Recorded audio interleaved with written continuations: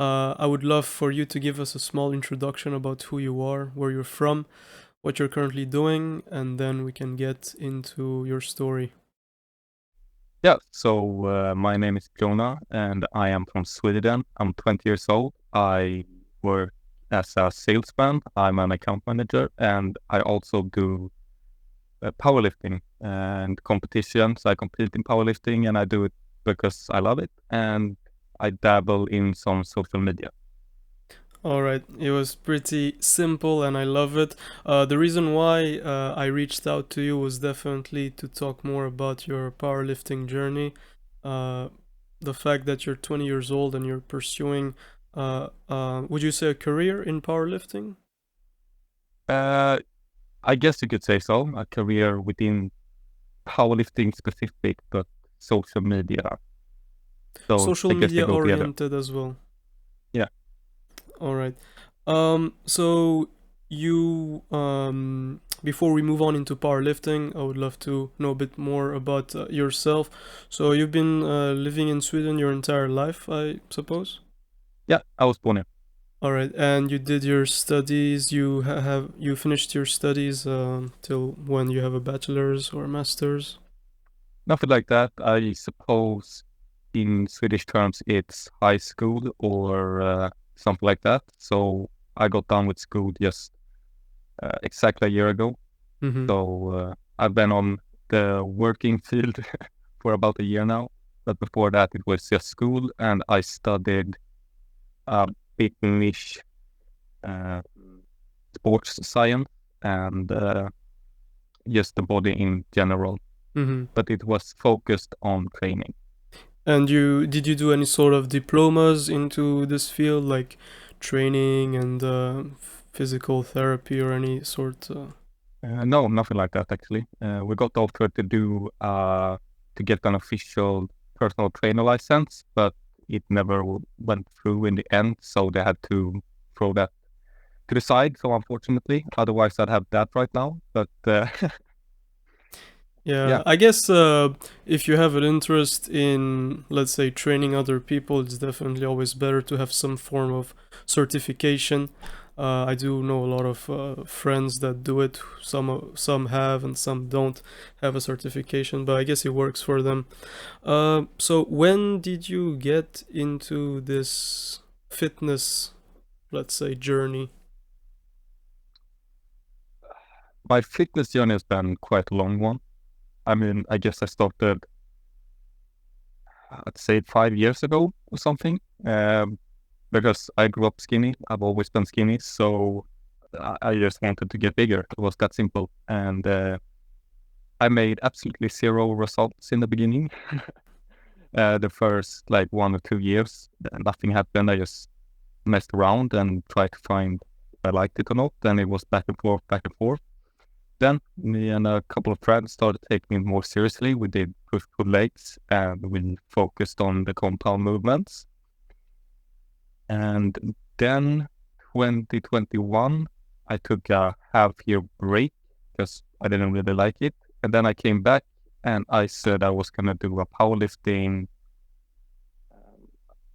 program. So I did a 8 week and I just rushed through it and did everything RP10 to failure. And then after that, I noticed my list started going up. So I did it once again and then once again. And then, well, yeah, that was the end of 2021, which is when I did my first competition. And since then, it's just been going in the same direction with focus on powerlifting. All right, so you started off with bodybuilding, let's say, strength training, and you Yeah, say you didn't find much results, but why do you think was that? key factor was that I was still quite young, and I had a late puberty, so the testosterone was not that high, and I was also eating very, very little. So there was nothing to gain from, or yeah, my body had no bricks to lay, so to speak. Mm-hmm. And I guess I didn't push myself as much when I was younger that I do that.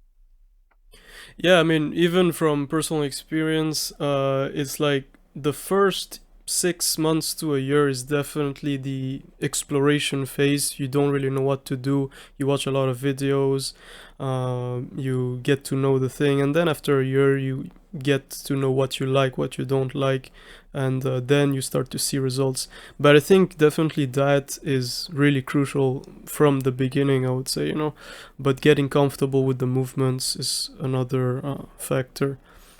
So powerlifting, you did an 8 week program Yeah, and you felt comfortable in it, and did you see results? definitely. So before that, before the 6 month break, we did some 1 rep maxing and we did some eagle lifting and all that, and I got up to like 160 on the deadlift at like a 63 kg body weight, and so after that, when I came back from the 6 month break, I got like 140, 150 or something like that. So that's when I said, okay, let's just do the powerlifting program and see where I'm at, because I like lifting heavy weights. And then when I was done with it, I think I got up. I think during the program I got 160, then 165, then 170, and at the end of it I got like 180. So it was a lot of results in the first 8 weeks because I really pushed myself, and it was summer, so all I did was eat and work out and sleep. So I didn't have to focus on anything else.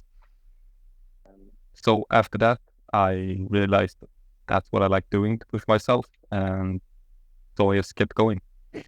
How did you choose the program? Was it from someone that you know, or a recommendation you had from a friend? No, I was just scouring the web, and it was called like 8 week intermediate or something, and I picked that because it looked intense, and I didn't know much better back then. So I thought, okay, well, I just gotta give it my all. So I just picked it because it looked all right, pretty much. It felt good, and you felt like you could actually do it. Yeah.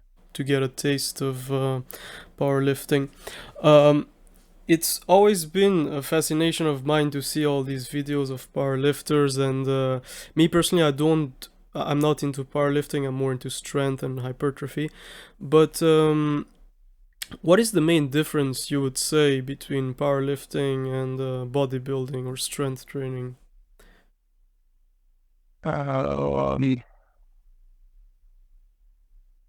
I'd say, well, key point is rest. I mean, bodybuilders love to take a little shorter rest to put their muscles under more stress, and pushing it to the absolute limit with failure. And that's something that we as powerlifters usually, or more conventionally, don't do. We don't want to take our muscles to failure, because if we do that, we also take our nervous system to failure. And if we do that, then we can't do our back offsets properly, and we just fall back on general training. Hmm. Let's go with this. Like, how does a typical split look like in powerlifting, and what does a typical session look like? Usually, pretty normal way, it's a 4-day split. So you do bench 3 or 4 times, and you do squats twice and deadlift twice. However, you usually only do one main deadlift day, and then you do an accessory deadlift day. So it's like it could be deficit deadlifts, or it could be back pulls, or it could be pause, or anything that isn't too heavy, because you need a lot of time to recover from the deadlifts. So let's Sorry say, to interrupt. For yeah, anybody who doesn't know what powerlifting is, I guess you can explain a bit what it is. yeah, it's pretty easy. You have a barbell and you put weight on it, and you lift it with 3 key lifts, which is the deadlift, which is just standing up with weight, the bench press, and the squat. And usually you do that in a competition, and you get 3 attempts for each lift, and you just want to lift as much as possible, pretty much. depending on your body weight. Yeah, exactly. Mm-hmm. So, all right. As you were saying, so every session you train all three exercises, like you deadlift, you squat, and you bench. At least one of them. Mm-hmm. Usually on Monday could look like first you do some bench and then you do some squats. And then on Wednesday, you only do deadlifts and maybe a light bench. And then it's squats and bench again 2 days after that. And then the day after that, it's just bench and accessory deadlift. So it's a lot of benching pretty much every day. You can also split it over more days, but it's a very time efficient training. And it's definitely not the one rep max. You won't be one rep maxing every session, is it? Or is it like 80? Unfortunately, no. Mm-hmm.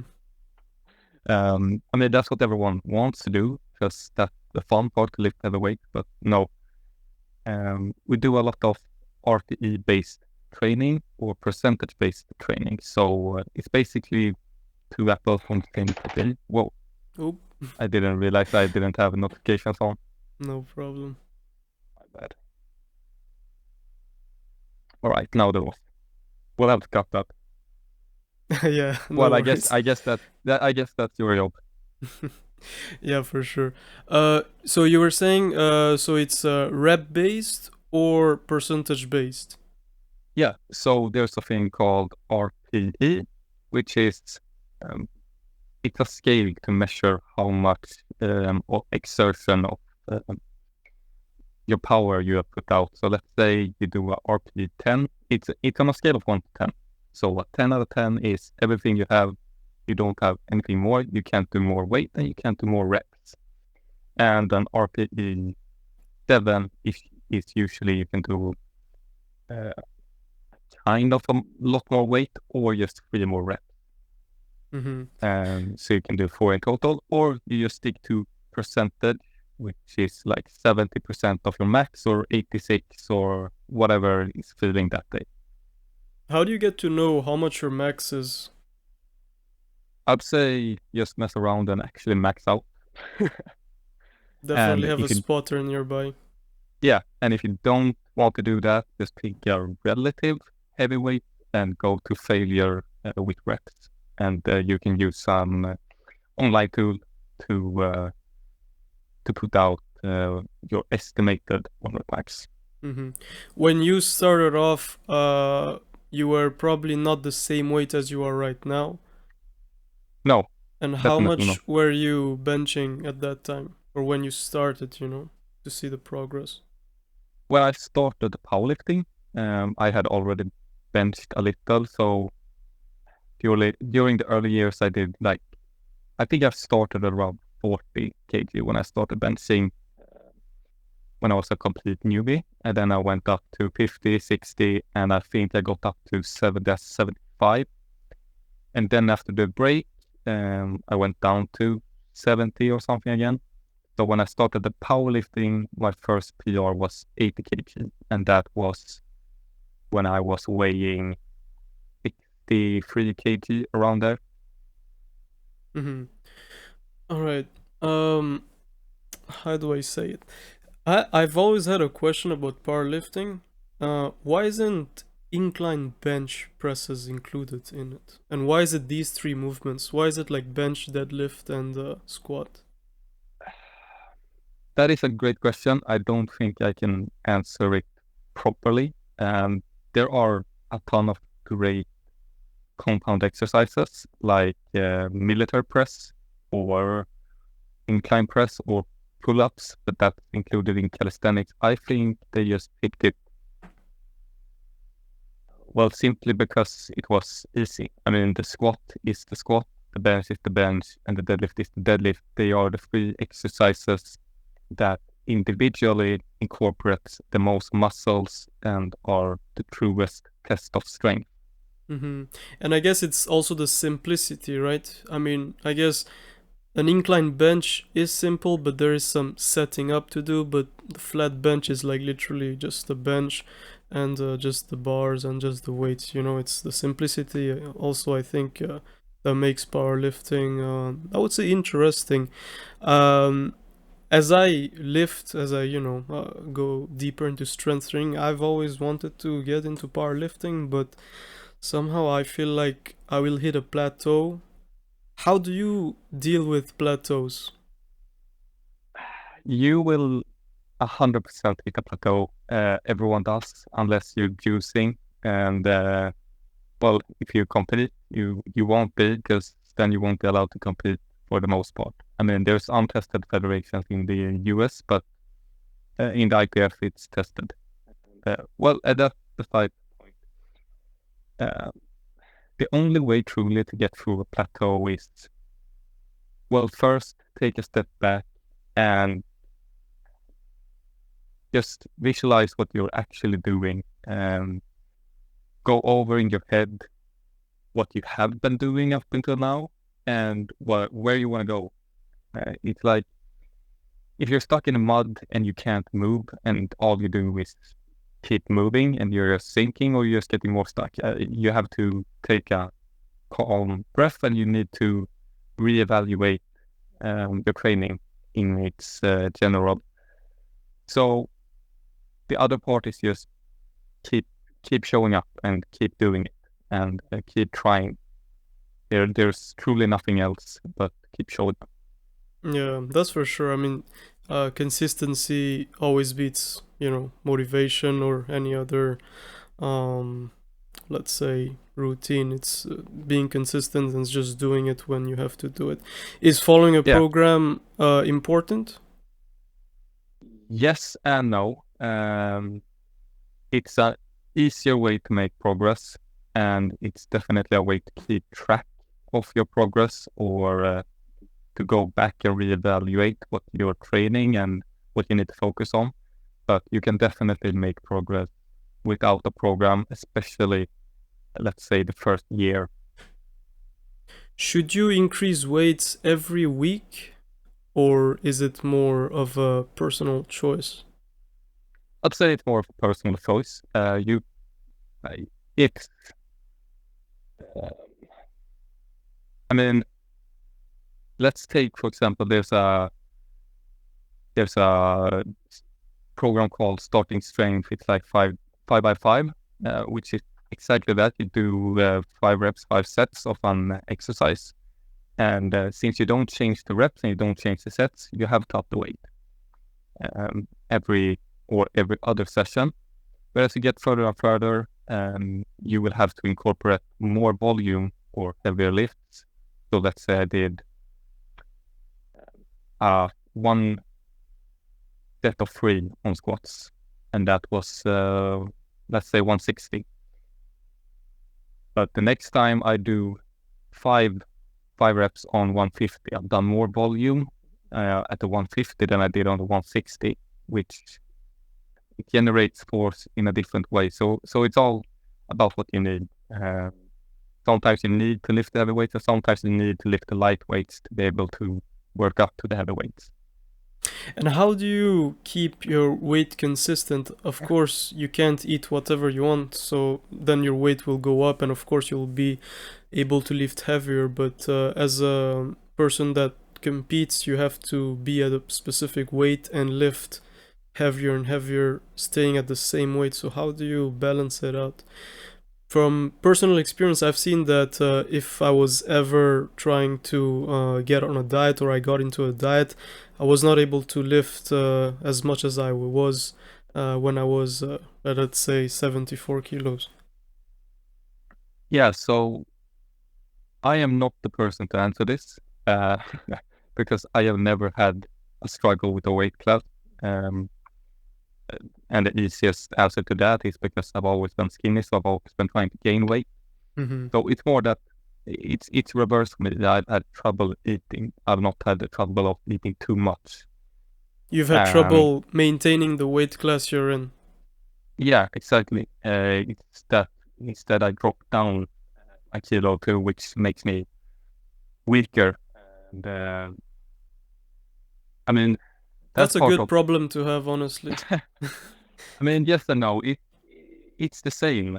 It's just that you look at it from different angles.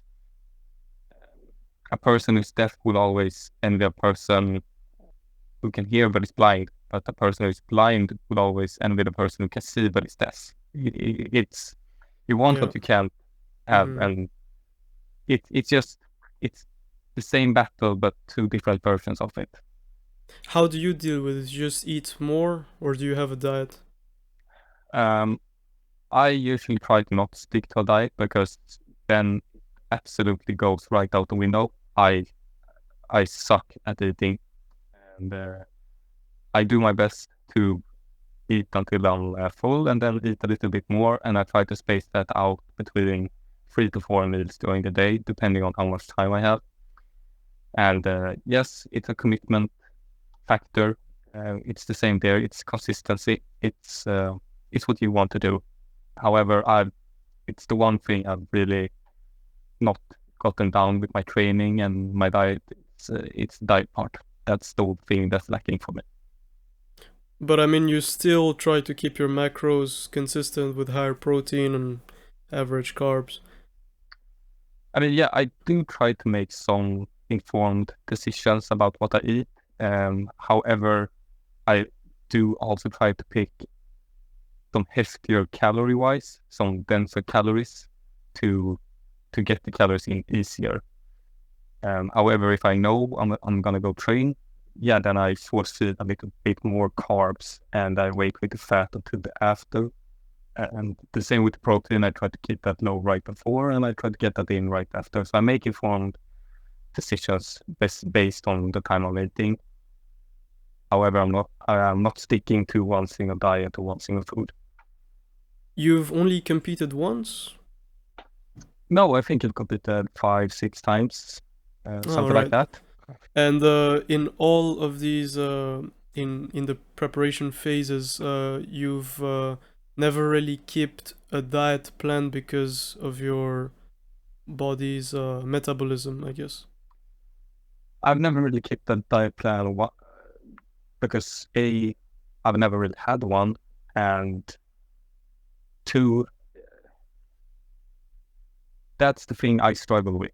Um, Other people eat too much, I eat too little, and I can honest God walk an entire day just drinking water, tea, coffee, whatever, and not even think about it until it's like 6 in the afternoon, and I realize, damn, I haven't eaten, and now I need at least 1,500 calories or something to even catch up to this, and then it's just right out the window, and I have to try to do after the next day, but sometimes it just happens. Hmm. But there, it's very important to keep a good diet with your training, right? You can't be really training on an empty stomach, let's say. No, definitely. So my weight has been fluctuating. However, it's usually 1, 2 kg here and there, and I rebound pretty quickly. But when I started, I did force feed myself a lot. I did during that summer. I went from 63 kg to 70 during a single summer. So of course it was the newbie games and it was the food I was eating, but it was because of me force feeding and drinking the what's called I believe it's just called cream and eating calorie dense nuts, for example, and just in general more food. That was the reason I managed to make the results I did. Do you have any recommendations for skinny people with skinny physique on what to eat to get bigger? Um, yeah. So what actually helped me was I'm not sure what's called in English, cashew nuts. Yeah, it is cashews, yeah. Yeah, cashew nuts. And honestly, I drank not whipped cream, but the thing you make whipped cream from. Is it just called cream? I'm not really sure. It's Um, some kind of milk, like yogurt type. no, like the fat version of milk. It's like 36% fat or something, and you make whipped cream from it. Mm-hmm. I guess it's cream, yeah. Yeah. So I drank like 200 milliliters or even up to half a liter of that. And half a liter of that is, I believe it's like 2,700 calories or something. It's not something anyone ever will recommend you, but if you're like me and you actually struggle with gaining weight, then there's no harm in cheating for a little while to get there, because then it will be easier to maintain the weight than it will be gaining it. So that's what I did. I cheated to get to the weight, and after that I stopped with cream to just maintain it through food. Yeah, I mean, I also have a friend who was really skinny, but he went on a bulk, which took him quite some time, 3 to 4 years to get the size that he is. How long did it take you? I mean, yeah, you've been doing it for 5 years, but when did you actually see the results or fruits of your labor, diet-wise? Um, the most results I've ever seen was during that summer. It was like a four month period where I gained 7 kg. That's when I started powerlifting, and I did everything to failure. I did everything. Oh, that's my end. I did everything to failure. I did everything RP10, and I went like every single day, despite the program telling me to take rest days, as well as just force feeding a lot.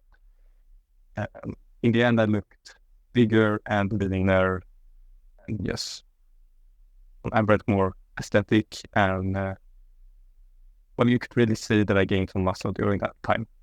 For sure, I mean, the post I've seen on your Instagram, for sure, you look shredded and bigger.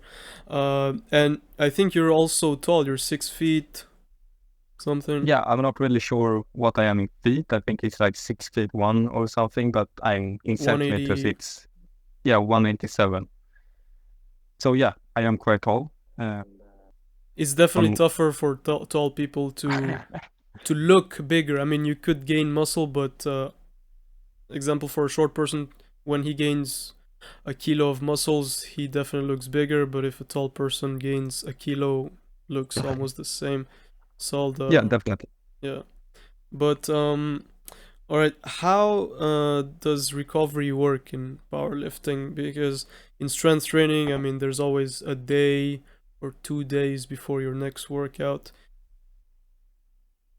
Yeah, I mean, I'd say it's the same, and sometimes each week will be different. Some weeks you will have a light week, and the next week you take it up a notch, and the next week you take it up a notch again. So for every week that goes by, you prep the nervous system and muscles to lift heavier and heavier, but that also means that you exert more force, and you need more time to recharge. So for each week that goes by, you will need to eat more, and you'll definitely need to sleep.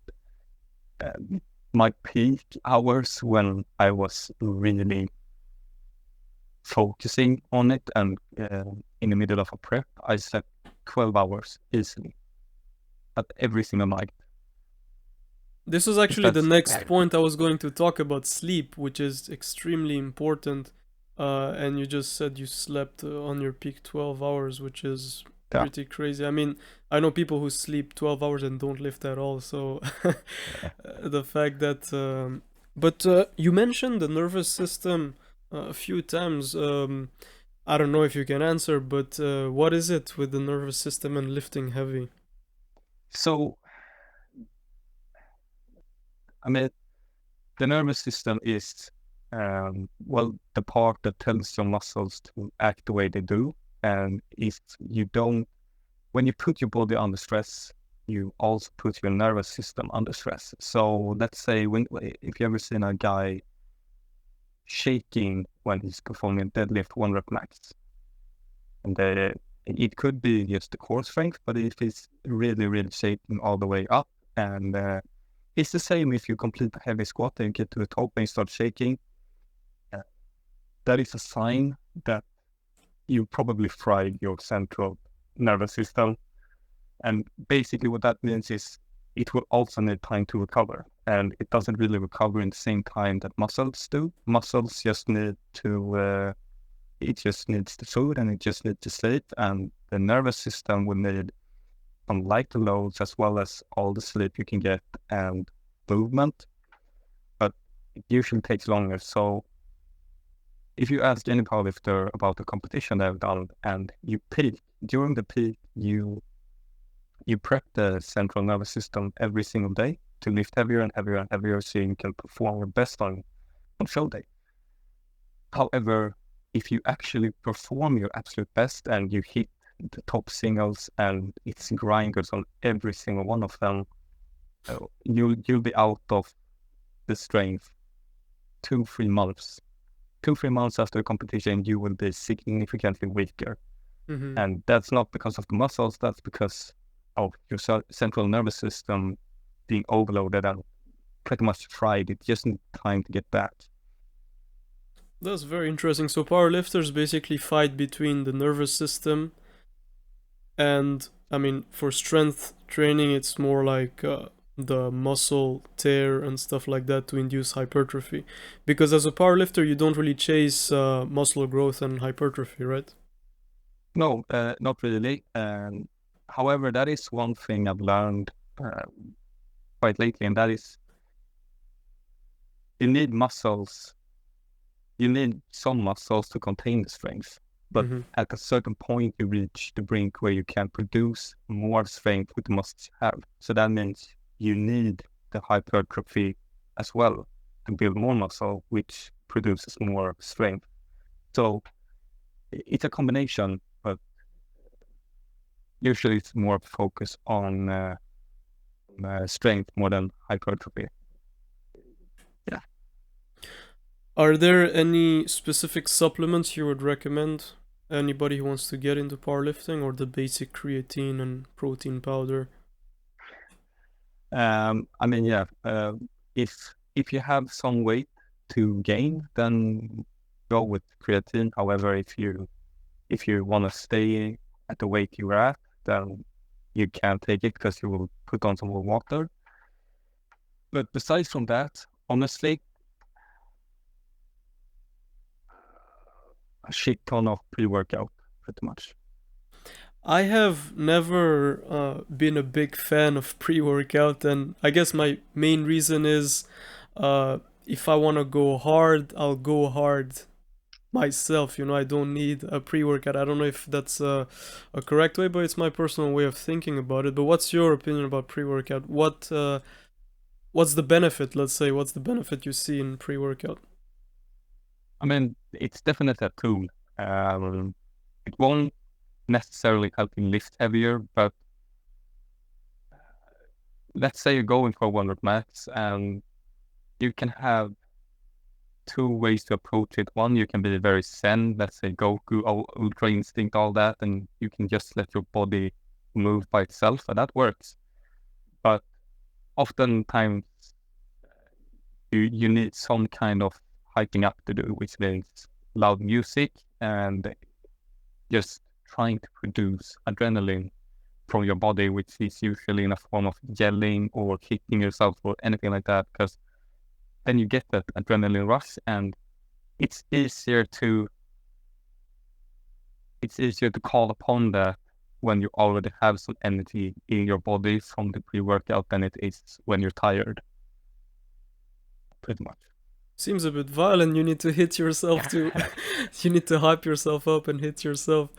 Uh, yeah, I guess it is a way to get that one rep max for sure. But in your day-to-day training, I don't really think you'd be doing all that to do like 5 reps, for example, because it's not the max you lift.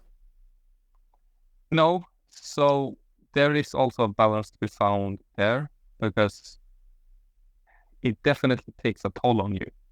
If you have to do a single and you're supposed to have 2 reps left in the tank, if you go in tired and you're not really feeling it, and let's say you get up to 160 kg, and that's where you look at the video or you feel it and you're like, yeah, I can do 2 more, that's it, no more. But if you went back and you actually hype yourself up, then all of a sudden you can get like 180 instead. But what that means is that the back down sets will suffer because of it. So you need a fine balance between the two, definitely. Mm-hmm. You think it's easy to transition from strength training to powerlifting? Definitely. Um, just do the compound movements. That's pretty much it. You don't need to compete or follow a program, and I tell beginners this all the time, whether it's beginners in bodybuilding, the gym, or to powerlifting, just do the compounds. That's what you need to put your focus on. And Mm-hmm. even if you don't want to get stronger or become a powerlifter, do the compounds because they will generate the most results if you do in a sense of hypertrophy as well. Yeah. And so we were talking about the supplements. So just Right. pre-workout is the only thing you would recommend, or is there anything else? I mean, if you're a person who can consistently take the supplements, then yeah, I mean, um, definitely if you need more protein in your day-to-day basis, then there's nothing wrong with protein powder, as well as some sort of carbohydrates powder in that you can just drink, let's say 30 grams of it right before training, and it will just help you in your well, your day-to-day training pretty much. On your journey to getting knowledge and becoming more knowledgeable about powerlifting and training, have you followed anybody or have you really read any books that have helped you? I can't on hand say any books. I do try to keep up with modern day studies through articles, and I try to stay active in in just the general world of it. And another very key part is to just dare try and just stick your neck out and see if it works. And if it makes results for you, then it works. And if it doesn't, well, you need to change something, and you need to do. And this is correlated to the thing we talked earlier. You take a step back and you reevaluate what you're doing, and that is the same for when I've coached people in right before meets when they're doing their peak. And if I see that they're suffering in one simple area, then that's probably something we can adjust. But it's all about trial and error, and I mean that's how we've gotten here to begin with. So there's nothing wrong with keep just doing that over and over again. What are your current, PRs or competition numbers?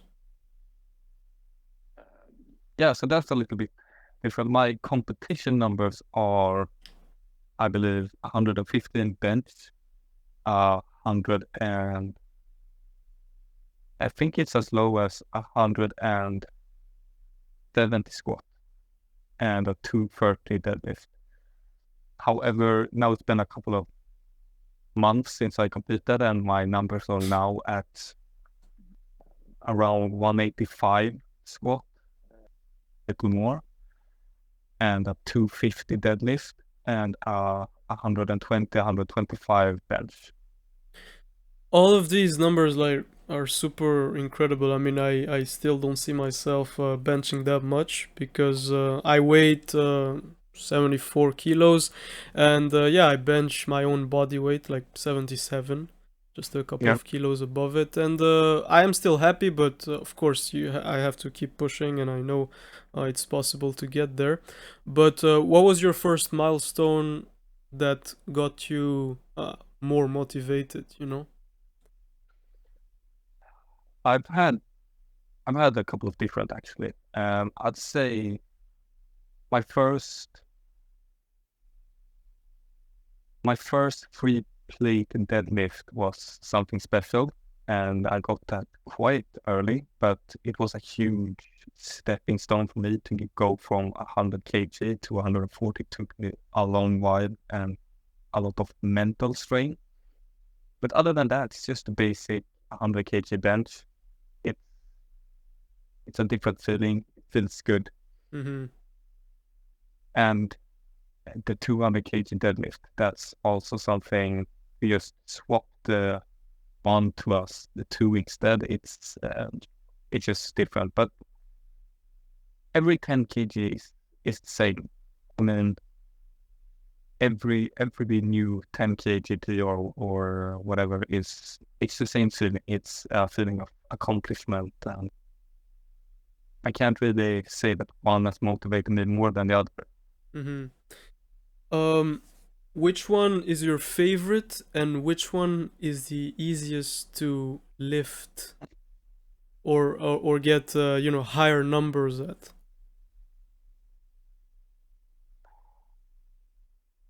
So my favorite is definitely the deadlift, because both conventional and sumo. Personally, I lift more on sumo, but I'm a narrower frame as well. So I mean, usually the wider you get, the more you will lift conventional than sumo deadlift. But it's also the easiest to put more kg on. It's the easiest to put more weight on. But bench, despite it being so technical, it's also the easiest movement. Mm-hmm. And my bad again. I'm losing track of time here. No worries. But yeah, I'll probably say bench is easiest to do training with, because it's the one where you move your body the least. If you're gonna do a set of 10 on squats, you're gonna be dying after. But if you do 10 on bench, it's just your arms moving up and down. It's Mm-hmm. nothing too gruesome.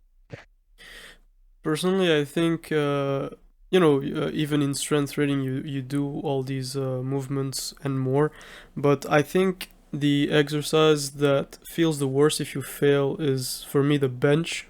Which one is it for you? So you mean when I, let's say, go for a PR and fail? Or you think about doing 6 reps, but you have five, and you know that you can't go for a sixth.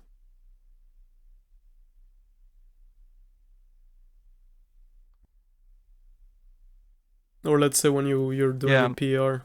I'd say deadlift. I mean, bench oftentimes and more, I can just channel something to get that last rep. But it's not the same on deadlift. If I get to the knees and I don't have the lower back strength, it's just not happening at all. So, and it's also the one where I put the most pressure on myself for, because that's where I really shine. Mm-hmm. So I'd say it's the deadlift for me. Yeah. I mean, I've also seen you just said that putting more weight is easier on the deadlift, and I've seen that as well because I think my PR is like 120, which is, I would say, all right. But I've never really, my program doesn't really include putting more weights in these compound movements.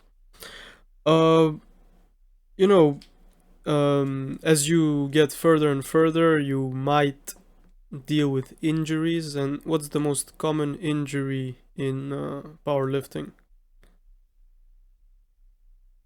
A lot of people tear their hamstring, which luckily I haven't. But besides that, it's usually the shoulder or the knee. That's definitely the most common. And unfortunately, that's what will put you out of the game for a long time. I suffered an injury during last winter. I still to this day have absolutely no clue. I was just doing my squats as regular. I felt strong and I went all the way down and something just said. And after that, it was just really uncomfortable to fully stretch out. And to this day, I can't really go much further than 90 degrees because something is just not 100% right there. Competition wise, you're still in the clear, right, when you squat? 50-50. Depends on Or the judge. mm. But do you have any sort of routine that you do like in your warm-ups before you lift heavy? Because I think that's the most important part, but that's also the most neglected part of people who work out, warming up your body to lift heavy. So Usually, I prefer foam rolling and also cracking my back left and right and up and down. And besides that, just taking my time with just the bar on squat, deadlift, or bench, and just taking my time with the bar to do a few reps to stretch out, feel the bottom, feel the top, pull it the way down, pretty much all of it. So those are the two main points I do. I do foam rolling and I just do the bar. hmm and on your rest days, what do you do? Well, I try to get out and do something, but besides that, I mean, I'm as much of a sucker for just staying inside and playing video games as the next guy. But you gotta do what you gotta do. So I try to get out. I try to stay active and not just slump over. hmm Usually, I just do work and I go straight home after. Does your work affect your training schedule? Definitely. I get home quite late, so I don't have too much of energy left at the end of the day, as well as my brain just being fried. And that's something that's neglected in powerlifting, I'd say, because it's like you said in the beginning, it's a very simple sport, but it's the refinement of it. It's the technical parts that really puts you on ahead of the opponent, but you can't really wrap your head around it. You can't really be there in the moment, and it will just it won't go your way pretty much. hmm Yeah, I mean, even I've had the same experience in the sense that after coming back from work, you feel exhausted, you don't want to work out. But I guess the only difference is in strength training, you could work out, but of course you won't be going as heavy as powerlifters go. And in that sense, you can get a workout in, but it all comes down to consistency and timing. But for sure, I mean, as someone who wants to compete more like you have to really balance it out. But do you think that if you want to get to the next step in your powerlifting career, uh, what are some changes that would help you get to that next level? Well, an unrealistic one is having a personal chef or something who just prepares every meal for you. That would definitely help. And, but aside from that, just getting off work earlier, but I don't see that happening in the near future. But I mean, there's not really much to it than just doing it. I've been struggling lately, definitely, with the commitment part. I've taken last week, not entirely off, but I went like 2 times because I really haven't had the energy or time. I felt like it. I know I have the time, but I can it's relate, just, yeah, I can relate for yeah. sure. Sometimes we just don't feel like it, but pushing is definitely the best. Um, so moving on, I mean, competition wise, what are some competitions that you're looking forward to? I'm looking forward to winter competition. It's in, I believe, February or something. It's a late winter because by that time I need a total of like 650 kg, which is a far way right now. But if I can get there, I can qualify for the Swedish nationals in one weight class above me right now. So I could still compete in the 74 kg class. However, I want to gain weight, so I'm not gonna do it. But if I wanted to, I could compete and at least get top three with not really much of a struggle. Mm-hmm. But that's not really the same because I'm not really competing against them. I'm competing against myself. So I need to do better than I was before, which also means gaining weight and pushing myself to extreme. So I want to qualify for the Swedish nationals, and at that I want to pull a Swedish record in the deadlift. But we'll see if it happens. But I mean, you can always dream. It's yeah, for sure. But personally, I have no knowledge of how a competition works, so I guess it would be really interesting to know how does a competition work? Because you mentioned you need a total of 600, so Yeah. So you have smaller competitions, which is just district based or usually closer to your hometown or mm-hmm, a big city near you. But Swedish nationals is Swedish nationals. Nationals. mm-hmm, But the way it works is you get 3 attempts. You start with squat and then it's bench and then it's deadlift. So you get 3 attempts for each lift, and for each attempt you want to get, well, of course you want to get quite lighted, and we experience you completed the rep. And if you do that, you want to go up in weight for the next attempt and the attempt after that. And if on you your manage to first do, attempt, do you choose the weight you want to have on, or there is a specific yeah, weight for every class? no, you choose. And usually you want to do something that you can do no matter how you're feeling that day. You Mm-hmm. want to, no matter how bad it feels, you want to be able to do that way to just save those at least one attempt. And then you can go all out on the other ones and risk failing. So after that, it's bench and you do the exact same there. And then it's deadlift and you do the exact same there. So at the end of it, if you have at least one green lighted attempt on each lift, you get a total. And the total you need to qualify for the nationals is based on your weight class. So in the 74 kg class, it's 540 kg. Mm-hmm. And in the 83 kg class, it's like 650 or something. So it's a huge jump to get there. But So you have 3 attempts on each exercise, yeah, and the total is taken from each of uh, the best lift. Yeah, of the best lift. All right. So let's say first thing I do is there which one goes first? Is it benching or squatting or squats deadlifting? goes first.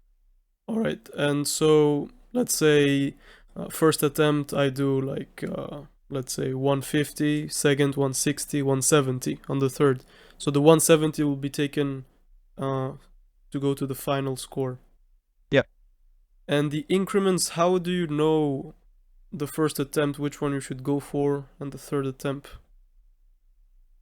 usually your third attempt will be somewhere around your PR, and you want to pick a weight for the first one that you can do around 2 or 3 more reps on. So it's a weight that you're confident in, and you do your warm-ups in the warm-up room, so you will know how you're feeling that day. Um, but usually you plan that beforehand. You have a vision of what you want to accomplish and how much you want from each lift. And the increments are, you have to increase at least 2.5 kg per jump. Is that a rule? Yeah. So if you're upping the weight, you need to do 2.5 kg heavier, Mm-hmm. and that's the minimum. But you can do 20 if you want to, or 100. All right. Um, So it's better to not really waste your attempts, but at the same time not go as heavy. But what if you go heavy on your first attempt and then I lighter on mean, your others? yeah, you can't do that. If you put in an attempt, you can't lower it. Mm-hmm. Even if you fail, you have to attempt the same weight, but you can't lower it. You can't, or you can. No, you can't. Ah, okay. So you can't basically go lower than the first. Okay. That's That's why that's you want. That's why you want to save the very first one. Mm-hmm. And I guess that makes sense because, or else you'll try to do the heaviest and then you go down like 5 kilos, 5 kilos. Yeah, that's definitely smart. So to qualify in the Swedish nationals at your weight class, which is 74, you need a total of 540. 40. And the competitions that you've done already were they local or were they to qualify for nationals? They were local, but the last one I pretty much found out. Uh, I knew from the beginning I didn't want to compete in the 74, so I didn't really have anything to gain from doing it. Hmm. How did you know you were ready to go into your first competition? I mean, personally, I've looked into it, and me, I just outright don't feel confident, or I feel a bit, if I end up pulling not enough weight, I look, it's a bit weird. So, how did you know you wanted to get into your first competition? I mean, it's different for everyone, but I'd say at meets, powerlifting is a rather welcoming sport, so you won't really have to worry about being ridiculed or something like that. Everyone cheers on everyone. But for me, I knew I was a pretty fair amount ahead of what you needed to qualify. Mm-hmm. So I knew I just had to do that at a competition and not in the gym. And that was the goal, to qualify for the nationals. However, that's not for everyone. I mean, some people actually just compete because they find it fun and the experience is fun and something to do. But yeah, If just do it. you if you weren't powerlifting, what would you be doing sports wise? I've been thinking a lot about that. I do love going to the gym and working out. It's easy. You can do it whenever you feel like it. You don't need a club. You don't need anything. You can just go and do whatever you feel like. But I'm not really sure, man, to be honest. I do love pretty much all sports. I'm a little bit of a jack of all trades. So I don't really stand out too much in any of them, but I'm pretty good at all of them. I would say you could really do good in calisthenics, for example. Seem like you have the body to do it, but I mean, you can try and see. I mean, yeah, uh, probably. yeah. Did you ever, let's say, do you do any sort of other exercises out of these splits? Do you do pull-ups or do you do any kind of dumbbell presses or? Yeah, I try to do my accessories, and which is pretty much just a full-on bodybuilding session after the main lift. And I've also had periods where I take some longer rest or a period of time where I don't do powerlifting, Mm-hmm. and I just focus on bodybuilding because my body needs to recuperate, and maybe I lose the passion for it because you do the same thing over and over and over again, and you need some perspective. So I just do some bodybuilding instead. Yeah, but yeah, I Yeah, I guess you do can your get accessories. bored from doing the same thing over and over again. That's definitely something I've seen in my journey as well, and I did have to take a small break. It's not that you hate it or you dislike it, it's just that you get fed up, and Yeah. after you get a small break, you start loving it again. But what are the rep ranges in powerlifting? Oh wow. I mean, it's everything from 1 to 12. All right. When you do the 12, how much percentage of your one rep, or how do you calculate doing 12? Usually, I use an app called StrengthLog, and you can backtrack. So if you put in you can calculate your one rep max. So if I used to 3 reps on 200, I put 200 kg, 3 reps, and it gives you an estimate of how much you can do. Mm-hmm. But let's say the other way around, I put in 250 kg for one. Then it also tells me how much weight I should be able to do at 2 or 3 or 4 or 5 or 6. It just keeps going like that. So So from 1 to 12, I mean, it really depends on the day and the type of training you're doing to maximize the weight you're lifting, right? I mean, definitely, because you can't really go all out all the time. So usually you dial it back a little when you do more reps because it's a different kind of training. I mean, it's more hypertrophy and it's more frustrating for your muscles than it is for your nervous systems and Mm-hmm. also your cardiovascular systems because squats to failure, high reps is nothing to joke about. Yeah, that's for sure. Do you do any cardio? I try bicycling, if anything. And it does help with the training, I guess, or it's just for normal activity, like on your rest It's just days. for, yeah, it's not just for normal activities. I'd like to think that it helps, but I haven't really noticed a difference in my powerlifting training from doing cardio. Mm-hmm. So I guess something a bit how do you say? Hmm. Um, a topic that not a lot of people like to talk about is, or like a different type of lifting when you deadlift is conventional and sumo. A lot of arguments in that. Yeah, So what's your take on it? Because you said you mentioned that you do sumo and conventional. So why do you think there is a dispute over this that I people mean, say? I get the arguments. It's low range of motion, and it's not the real way to do it. Anything like that. Personally, I definitely respect both, but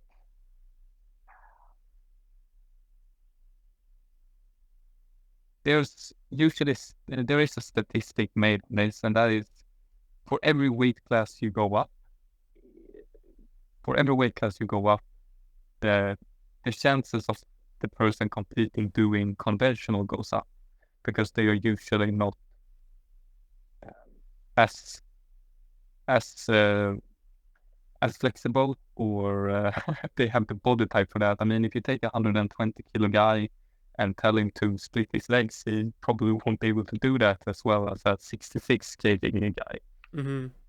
So usually the smaller the person, the easier they would have with sumo or they'll prefer it. However, a good day on conventional or a bad day, it doesn't really change the weight that much.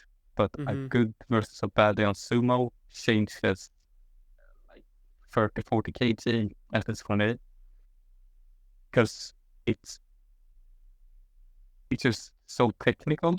Everything needs to be right for it to happen. And when I do my conventional, I really just think grip and rip and just, I mean, damn, just stand up with the weight. However, my personal opinion is that sumo is more complicated and therefore usually there's more to gain from it because you can change a lot more in your technical dances. So do you think it's cheating or it's just a tool you can use to lift heavier?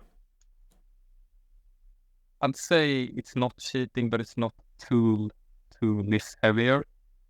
It, I mean, yeah, I guess it's a tool to lift heavier. If you have the flexibility and you can work on your technique, then you probably will gain more from it. But it's a steeper learning curve. So if you're starting out in the gym, just skip sumo 100% and stay with conventional. And when you've gotten a feel for it and you've gotten some weight on the bar, then you start experimenting sumo. But say if you're a beginner, just do the easy one, and that is conventional.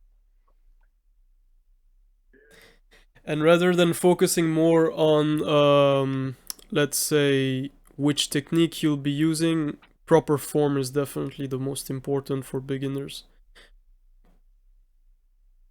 Yes, I mean it's definitely something you want to keep in mind when you start out.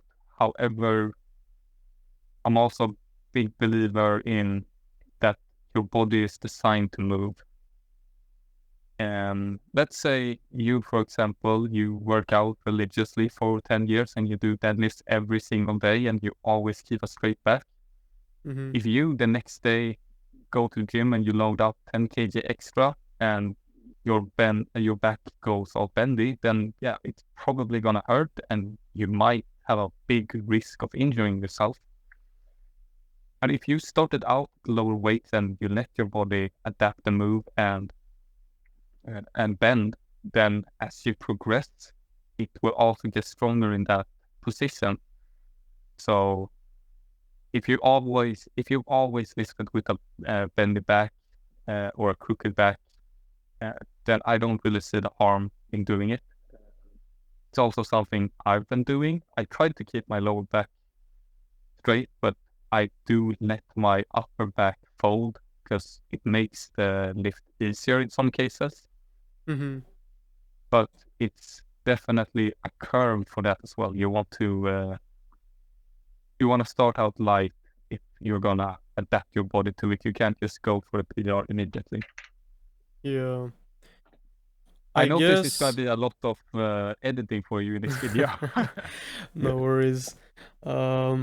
But definitely, yeah, I mean, form is important for beginners, I feel like it, but also if you arch your back, but at the same time you feel comfortable, I guess it's fine, but definitely avoid the ego lifting and, uh, chances of I mean, yeah, messing up your back is definitely higher. even for me, there is a boundary to be made. It doesn't have to be. I mean, if you just have it a little bit crooked, fine, it's no worries. But if you go completely folded, then yeah, it's gotta end somewhere. So I'd say in moderate amounts, it can be Mm-hmm. helpful. But speaking on form, one thing that really I won't say bother me because I don't have any sort of I don't invest my time into watching powerlifting or I don't have stakes in it, but I see that a lot of movements, like when you bench, I see that especially in the women's division, they arch their back extremely, like a lot. There's a huge arch, and the motion is like literally 5 centimeters or something, but it's Yeah. still allowed. So, what's up with that? Why is such a small range of motion allowed as a lift or considered a lift?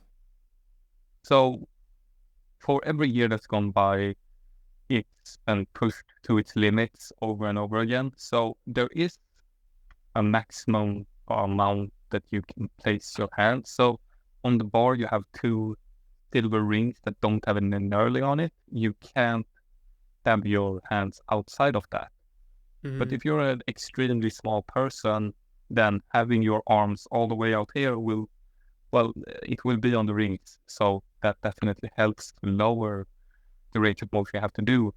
Um, but there was a new rule that was enforced this year, and it's a new rule that people still trying to adapt to, and that is, you know that you have to go 90 degrees a little below that on squats.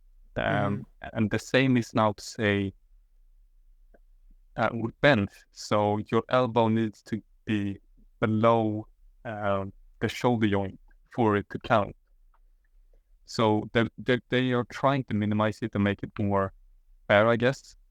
But I personally don't see anything wrong with it. I mean, if you can do something that gives you an edge in a competition and it's within the rule book, I don't see why you wouldn't capitalize on it. Me personally, I would, but I am not flexible enough and I have extremely long arms. So no matter how much I arch, it will always be a long range of motion. Mm-hmm. Yeah, it really depends on your body type, and but definitely I wouldn't say exploiting the rules or getting to the extreme of a rule and still being in the rule is bad. But as someone, for people who are strictly competing, of course they want to get their number up and they'll do anything to get the numbers up. So a smaller range of motion is still allowed, I guess. Why not do it? Um, you do personal coaching, I assume. Yeah, I have dabbled in it. I've recently started up taking on online clients. However, it's not something I have been able to invest too much time with, considering work. But my finals for school was to coach a person, a friend or anyone, pretty much make them a program, see what kind of results they get. And I found that was fun. So since then, I've helped a couple of friends do their peaks before the competition, so they are game day ready. And yeah, something like that. And do you want to take it to the next level? Like, do you want to have your own online course or program you want to sell? I mean, of course, I want to help people get more results from the lifts. I mean, that's definitely something I want to do. And if it also if it helps them achieve better results in the training, I don't see why. If it at the same time for me helps me learn and at the same time get a small, surely a small, but still a second income that is on the side that will allow me to produce more content in the end. Mm-hmm. Yeah, for sure. I mean, you just have to see which audience you want to target. I personally feel like you could definitely reach out or target an audience that has the same body type as you, for example, who are skinny and tall and who want to get to a better shape because that's what you've been dealing with, and I guess you have a lot of knowledge that you can definitely transfer. So it's definitely something interesting. But of course, as you said, it's a lot of time dedication, and when you work full time, it's definitely tougher to maintain those things. Um, I guess we've come almost to the end. Is there anything that you would like to tell the audience about yourself or any sort of motivation about training or anything? I mean, I guess this applies to all forms of life. Personally, one, no matter where you are, I mean, you're doing it as well. You're trying to stay consistent and you try to find people that you are interested in talking to. And with that comes being consistent because that is pretty much the only way to go somewhere. And so no matter what you're doing, I'd say stay consistent. It's the absolute number one way to get anywhere in life, whether it's work, family, relationships, training, competitions. And I mean, one thing that is heavily debated right now is this balance thing, that you need a balance with work and your hobbies and family and relationship. But if you truly find something you're passionate about, I don't see absolutely anything wrong with being obsessed with it and spending every waking hour on it, because I mean it's where greatness is made. And let's say I saw an interesting statistic from I believe it was Mr. Beast. I mean, everyone knows him now. He's well famous, all subscribed man on YouTube. I believe it took him 6 consecutive and very consistent years for him to reach, I believe it was 18,000 subscribers on YouTube. So he stayed consistent and dedicated and obsessed with his craft for 6 consecutive years just for 18,000 subscribers. And if you compare that to, well, absolutely, I mean, now where it's like at 100 plus, it's because he stayed consistent and obsessed. It's where he put all of his time and energy, and there's absolutely nothing wrong with saying no to a social life or anything if it's something you're truly passionate about and something you want to do, whether it's for money or fame or just because you love it. So yeah, consistency and obsession definitely are 2 things that will get you very far. Awesome, man. I love it. I mean, yeah, for sure. If you love something, you have to chase it. You can't say that you have work and not spend time behind it. I really love that what you said. Yeah, I mean, thanks for the time. I mean, I know we had some back and forth, but I really appreciate you giving the time to allow me to do this interview. I've definitely learned a lot, and I hope I can learn more. And for sure, next time, if you want to do it, um, we can definitely do it again. So I It hope. would definitely be interesting. I mean, this was my first. I did it because I wanted to see if I liked it and if it's well, if I liked it pretty much. And Mhm. it will definitely be interesting. Let's say in 3 years, if we do this again and see if we both stay consistent with whatever we do Yeah. and see where we are in 1, 2, 3 years. Mhm. Awesome, man. I love it.